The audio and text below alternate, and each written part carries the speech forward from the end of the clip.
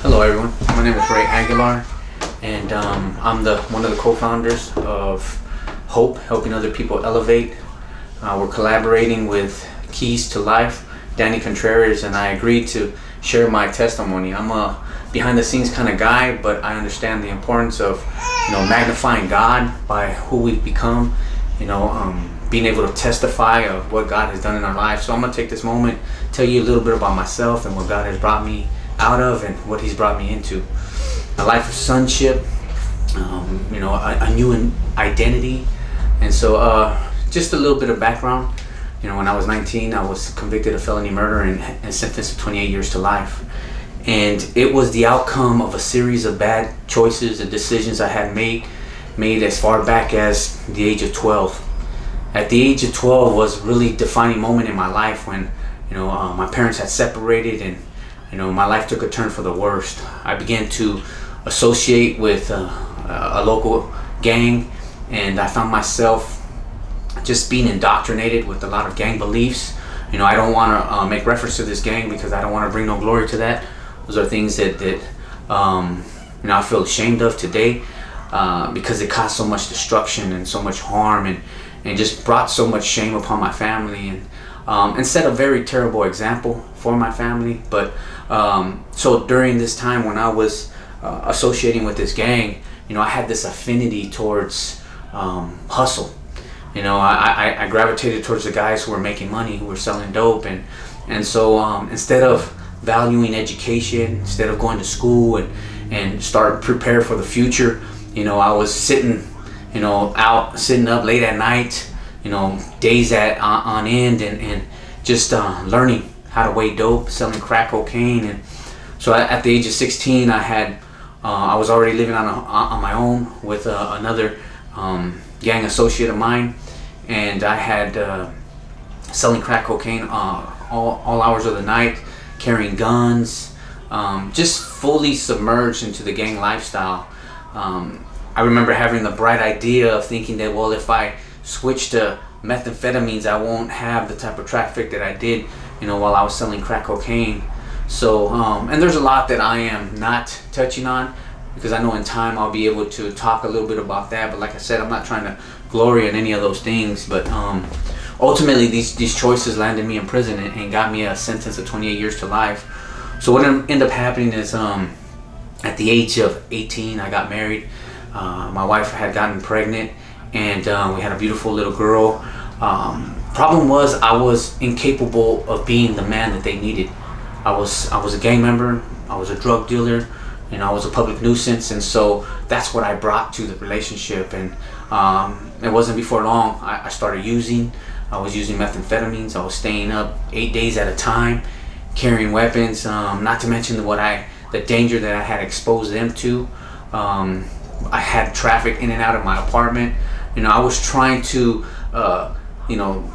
live this life that I was incapable of living because, I thought that, all I had to do was work and provide and that was enough. But no, there was so much more that is included in starting a family. But I was clueless about that because, for one, I didn't grow up being exposed to a good godly frame of reference.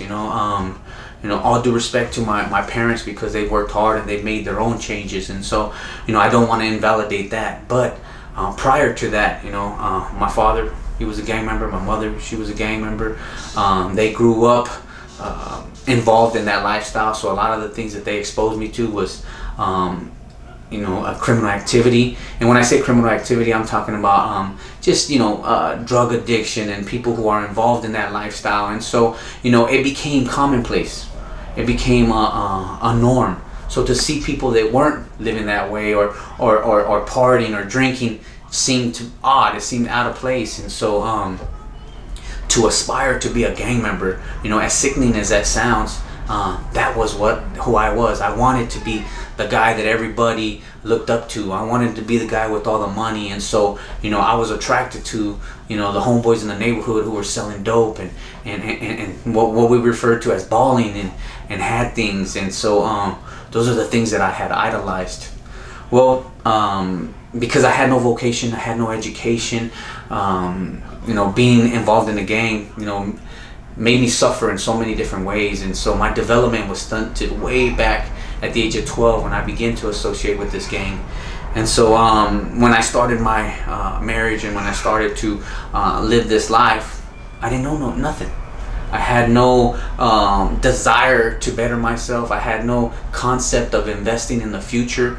I had no idea of what it took to raise a family. And so when things got tough and financially, I remember there was a moment where I felt emasculated.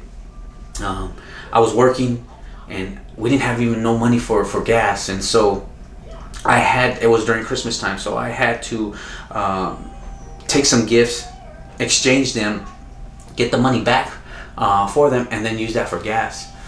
And I remember just feeling like, man, I'm not gonna do this. And so I end up calling up one of my friends and say, hey, man, you need to front me some dope. And before you know it, I started selling methamphetamines, And so he fronted me a quarter pound, and I started just moving dope. And before you know it, because that was something that I grew up doing. I was hustling from a young age. So it wasn't long before I was making money. I was using it, and so my life just started imploding. And one thing led to another, and I went to go collect the debt.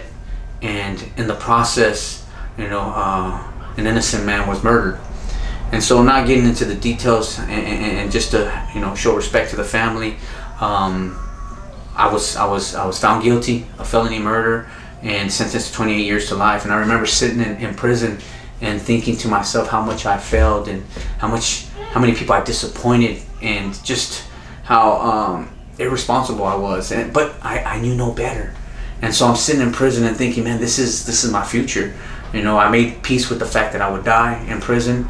But one thing that I knew, I didn't want to be that person anymore. I didn't want to be so-and-so from so-and-so from so-and-so. I didn't want to be that person nowhere. So I remember crying out to God, and it came as a result was I was in reception center. I got involved in a riot. And my mom, she just hadn't heard from me in a while. As some of you know that we don't have access then. This was in '98. We didn't have no access to phones during that time. So it's kind of like the connection with our families are non-existent. So my parents hadn't heard from me. They were worried about me, and so my mom, she decided to make the trip to Delano State Prison. And it turns out I was on lockdown, and so the cop, he decided to tell my mom what I was involved in, whatever his reasons were, and so but they allowed her to see me. And so she's sitting across from me, and there's not much of the visit that I remember, but I remember what she had specifically told me. She was crying, and she said, "You're still causing me pain even in there," and those words hit me like a freight train. And so, they were what I needed at that particular time, because I had already hit a rock bottom. And so I remember going back and praying like I've never prayed before. I got on my knees. I remember my son was like, hey man, you all right? Is everything good? And I was like, man, just give me a moment. Let me be. And so I got on my knees and I prayed and I said, God, this is not the life I want to live. If you're real, I didn't grow up and being taught about God or exposed to anything to do with God, so this was all new to me. So I said, Lord, if you're real, then change me. I'm not trying. I don't care about going home. I did what I did, and I know that I have to be responsible for that. So I accepted that part of it, but I just don't want to be that same person. And so I cried out to God in a way that I believe was sincere and truly repentant. And so I surrendered it to Him, and so we went on, and I was sent to a level 4 prison. And I remember making that decision. Who was I going to run with? Was I going to continue to run with the same guys that I was associating with, or was I going to tread a new path? And like the saying goes, insanity is expecting different results but doing the same. And I didn't know that at that time, but I knew that I had the sense, by the grace of God, that if I was going to change, I had to disassociate from them guys. So I started to find myself withdrawing and just soul searching myself. Like I was disgusted at at the person I had become. So to continue in those same mannerisms, to continue in that same lifestyle, that same talk and everything, for me it was just like, it was an affront. It was offensive, and so I said, nah, I gotta change that. So I started to work on me, and I just thank God that he put the right people in my path at the right time, who each poured something of value in me. And so they gave of themselves, whether it was sharing their testimony or just the example that they set. And you'd be surprised how many people who are in prison, who had made a bad choice and were sentenced to a significant amount of time, but yet that didn't prevent them from wanting to make that change. And so that was me. 28 years to life. Some people would say, well, what's the point? That's it, your life, you ruined your life. But I was like, you know what? Later on I remember reading, it's not how you start, but it's how you end that matters. And so, I was working on that. I wanted to write a new chapter for my life. And so as I started to work on my life, I started to really fully submerge myself in reading the Bible, learning about me, learning about what God has in store for me. And I remember at that moment making that decision to talk to my old associates, my old gang associates, and tell them, look, man, I got saved. I'm gonna walk with the Lord. I don't want to run with you guys no more. Their reaction, of course, they were taken back and kind of like, what are you talking about? And they were offended. But it's the stand that I needed to make to finally put some distance between me and them. And so it was in the midst of that distance that I began to get clarity for myself. And so I wasn't, no longer trying to please them, no longer trying to, a fish out of water, doing what they wanted me to do. No, I was, what I realized at that moment is I was experiencing an identity crisis, because that's all I knew. All I knew was the criminal lifestyle. I didn't know who I was outside of that. So during that moment that I began to disassociate, I started to learn about what God thinks about me. I started learning about forgiveness, about repentance, about basic things that help me to elevate my consciousness and start thinking like a man. I realized that I was so backward in my thinking that my left was my right and my right was my left. It was like as if I just had no concept of humanity. I was living barbaric and like an animal. I mean, that's the only thing that I can equate it to, because there's a passage in the Bible when he was talking to the nation of Israel and how they had got so engulfed into the idolatry. He said that the things that they should have made them blush didn't even make them blush. And I felt like that was me. I was involved in all this criminal and gang lifestyle and violence and drugs, that those things that should make you cringe and like, man, didn't, because I had become numb to them. And so I wanted my humanity back. I wanted to be resensitized to feel. And there was this moment that I remember, because I still associated with I talked to guys who I had grown up with, and they would always try to, even if I didn't want to, they would always try to keep me in the loop, and they would tell me, stay away from here, don't go around here, because for whatever reason, right? They had their reasons. But I remember this one particular time they told me, hey, so-and-so is going to get stabbed, so stay away from a certain area. So I was like, all right. So I remember going back to my cell and telling my cellie, I said, hey man, we need to get some books, we need to get some food, because they're going to stab so-and-so.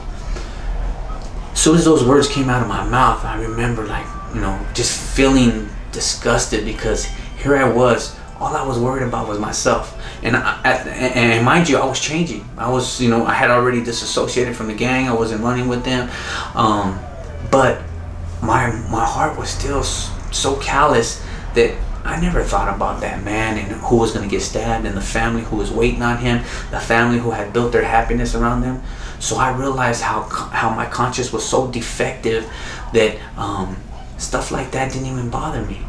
So I remember praying, and once I came to that realization, I'm like, God, I need some help. I need some serious help. And I believe that prayer from that sincere place and that sincerity, he opened the door so that I can go to a California Men's Colony. And I remember a lot of guys found out that I was going to CMC, and they were trying to discourage me not to go. They're like, hey man, you're going to eventually leave there. You can't stay there. And so this was all new to me. I was 19 in the system, going to a maximum security, and now I was dropping down to level 3 points. And it was like, they're telling me I couldn't go to a prison. I'm like, at this point, I'm trusting in God for my future. He's directing my steps, and I didn't understand that. I said, so what, you're expecting me to assault somebody, an innocent person, just to get off the yard? I said, no, I can't do that. So I went, and I said, Lord, you brought me here. I'm going to stay here, and I ended up spending 11 years in that place, and I'm so thankful to God that I did, because looking back, had I succumbed to the pressure of those who thought that what I should be doing with my life, I would have missed that blessing of staying in CMC. And I ended up staying in CMC for 11 years, and it was during that time that I believed that God answered my prayer to rehumanize me. I got involved in so many programs. I got involved in hospice, and for me, hospice was where I learned what true selflessness meant. I developed empathy. I developed compassion. I seen men who were at the verge of dying, and what became important to them. A lot of those things were life lessons that needed to be taught to me, because my entire adolescent years were spent in the streets, selling crack cocaine, selling methamphetamines. Like I said, you name it. You guys who are coming out of that lifestyle know exactly what I'm talking about, where carrying a pistol was commonplace.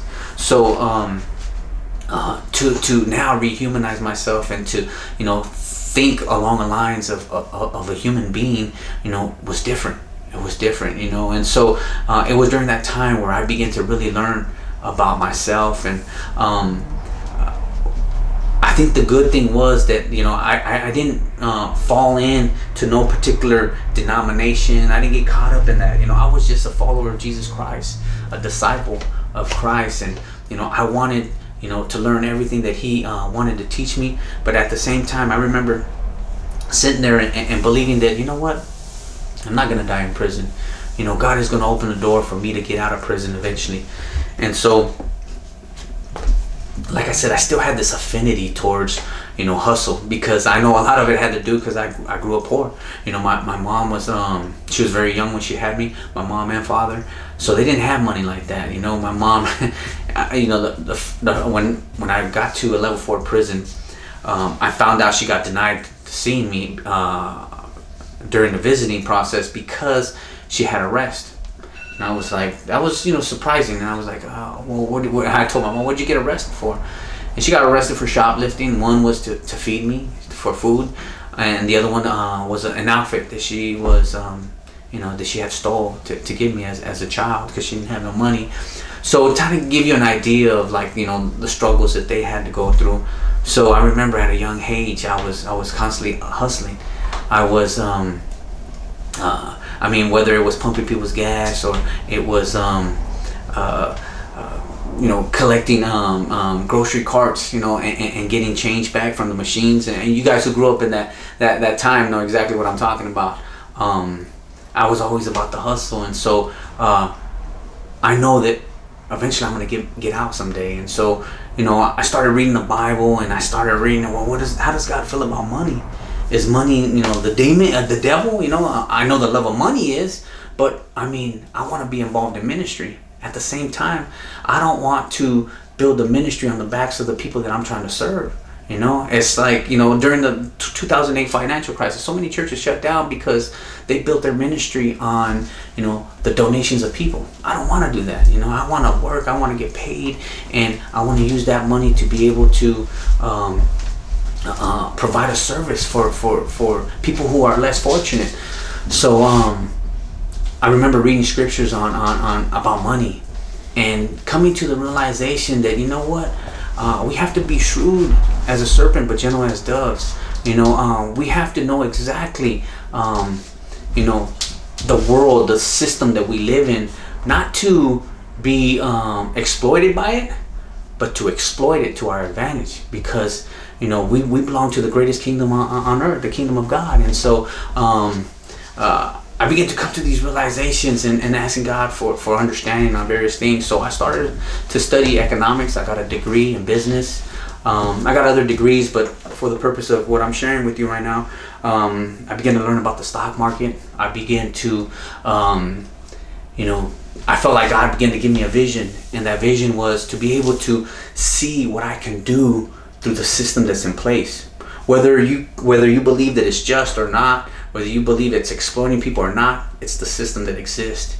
And so how you use it is what really determines the true value of it. And so, I remember thinking, man, I want to be able to establish a ministry.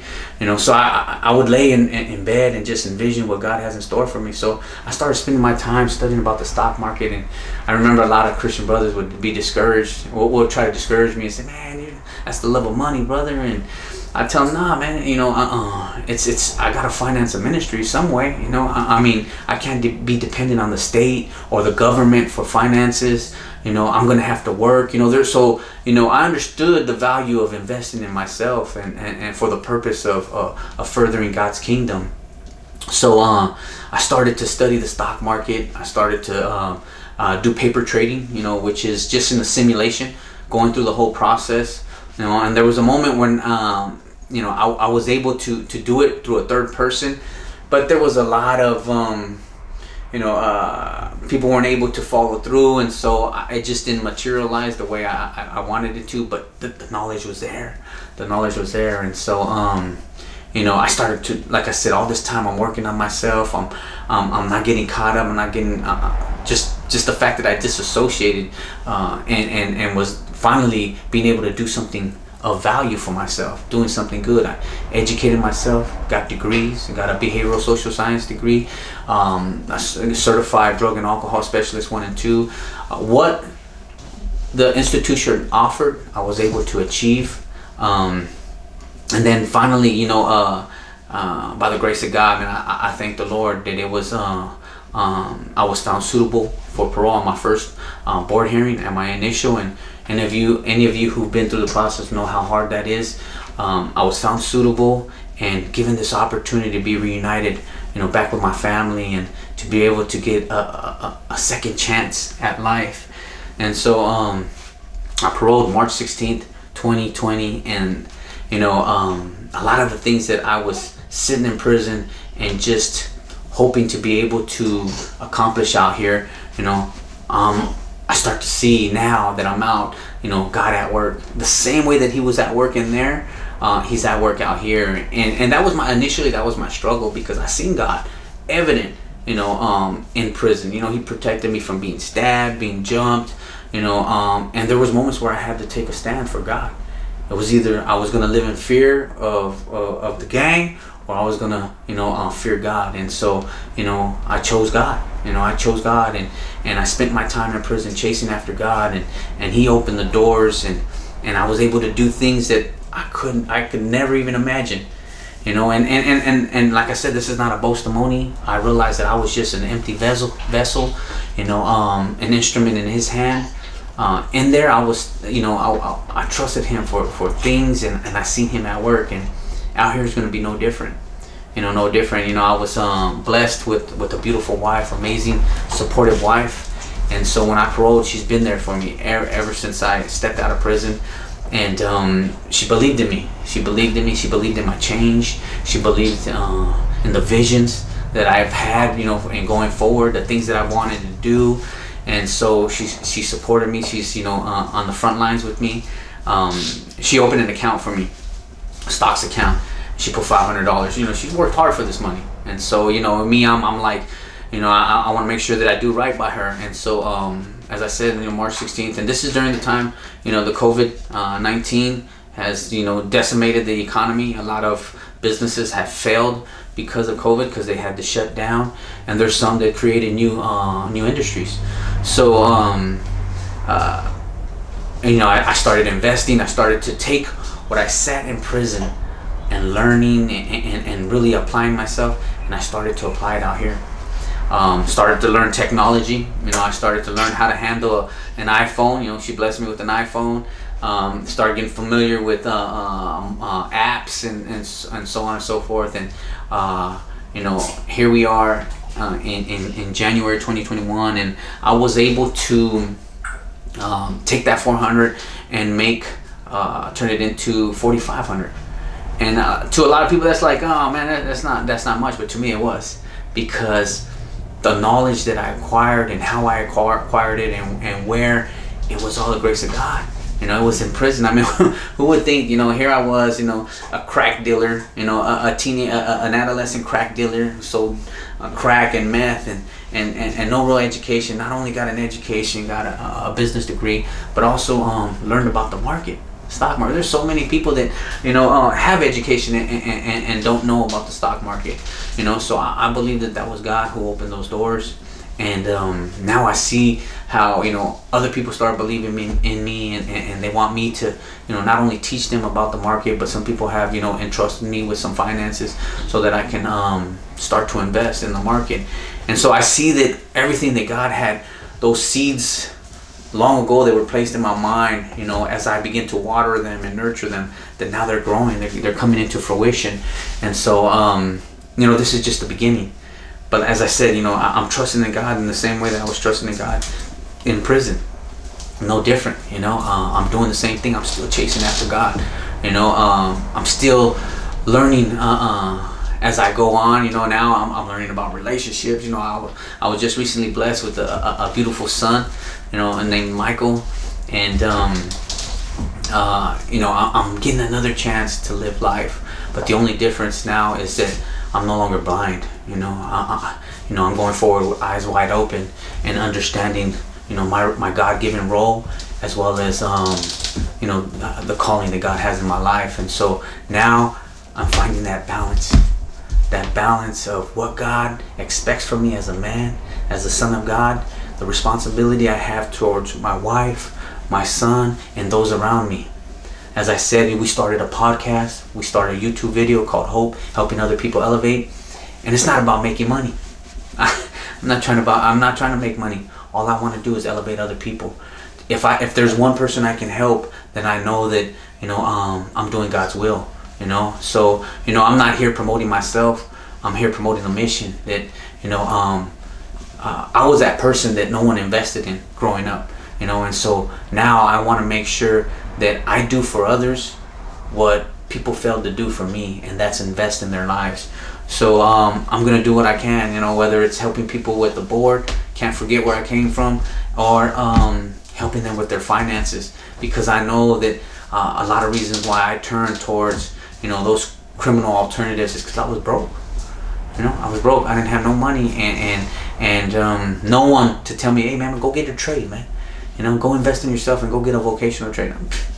All I thought that my only options were selling dope, and so I try to become good at that, and what I consider all hustling backwards today. So today, through education, by the grace of God, opportunities, doors that He's opened up, I'm in a different place. I'm in a better place, and what I realize is you do different when you are different, and so I thank God for where I am today, and I thank God that I was able to share this with you, and that you took the time just to hear me out. And I hope that going forward, that there's more stuff that you can gain from the knowledge and insights that I've gotten over the years. Thank you.